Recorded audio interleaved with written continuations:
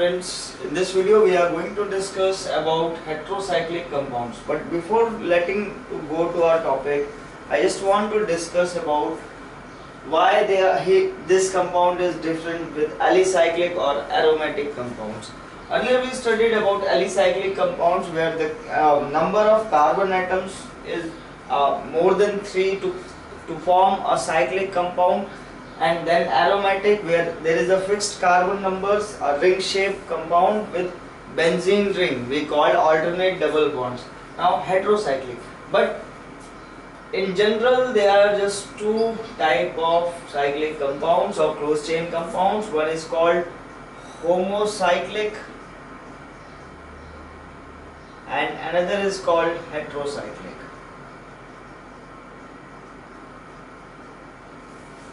दोस्तों आज हम बात करने जा रहे हैं हेटेरोसाइक्लिक कंपाउंड्स के बारे में, जो क्लोज्ड चेन या साइक्लिक कंपाउंड्स का पार्ट है, टाइप है।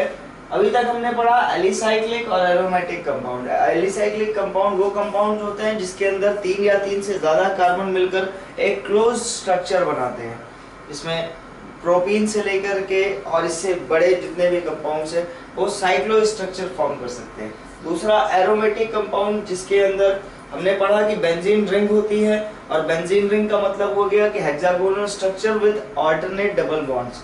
अब हम बात कर रहे हैं हेटेरोसाइक्लिक की, लेकिन देखा जाए तो सिर्फ ये एलिसाइक्लिक और एरोमेटिक कंपाउंड्स, इनके अंदर जो भी क्लोज्ड कंपाउंड फॉर्म होता है वो सिर्फ कार्बन से होता है, मतलब कार्बन टू कार्बन बॉन्डिंग होती है, इसलिए ये कहलाते हैं होमोसाइक्लिक।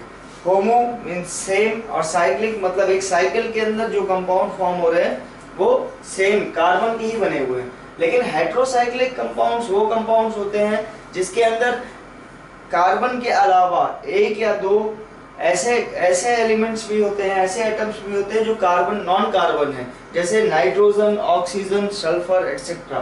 तो heterocyclic compounds are those compounds in which the ring formed, should I write this? It is in which the ring formed by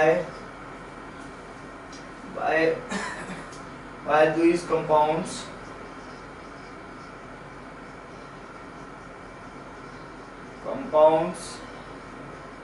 contain one or more non-carbon atom.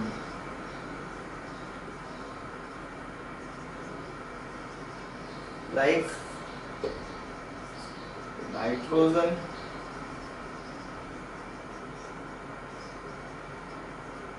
oxygen,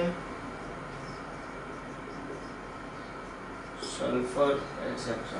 These are the compounds which replace carbon in a ring, and that ring is called, that cyclic compound is called heterocyclic. यहाँ क्या कह रहे हैं हम कि एक ऐसी ring जिसके अंदर जो एक या एक से ज्यादा नॉन कार्बन एटम्स हों रिंग के अंदर, वो कहलाता है हेटेरोसाइक्लिक, जिसमें नॉन कार्बन मतलब nitrogen, oxygen, sulphur, other non metals जो हैं।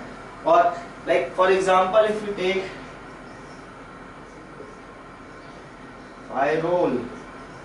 pyrrole is a compound which contain nitrogen in a closed loop.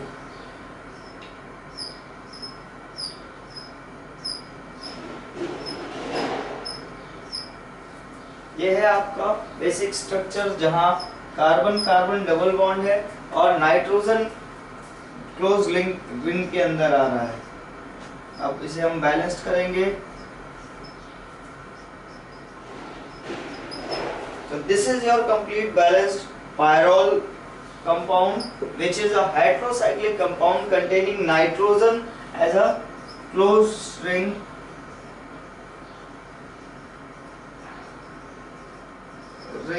element।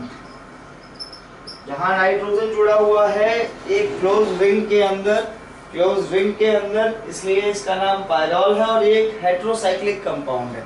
इसी तरह for other example like furan, when the same position oxygen is connected